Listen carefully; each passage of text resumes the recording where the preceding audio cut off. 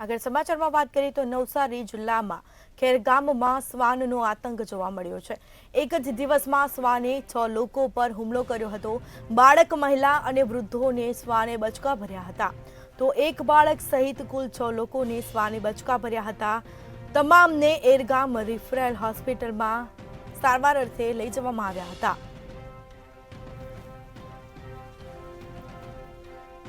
તો નવસારી જિલ્લાના ખેરગામમાં શ્વાનનો આતંક જોવા મળ્યો છે। એક જ દિવસમાં શ્વાને 6 લોકો પર હુમલો કર્યો હતો।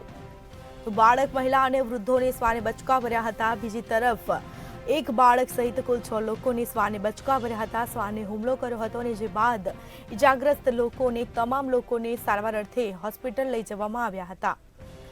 તો નવસારી જિલ્લાના ખેરગામમાં શ્વાનનો આતંક જોવા મળ્યો।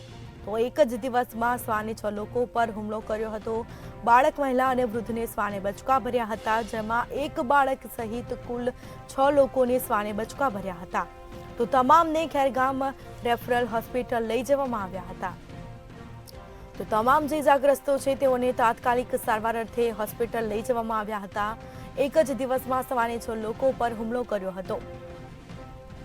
તો બાળક, મહિલા અને વૃદ્ધોને શ્વાને બચકા ભર્યા હતા। નવસારી જિલ્લાના ખેરગામની આ ઘટના શ્વાનનો આતંક જોવા મળ્યો।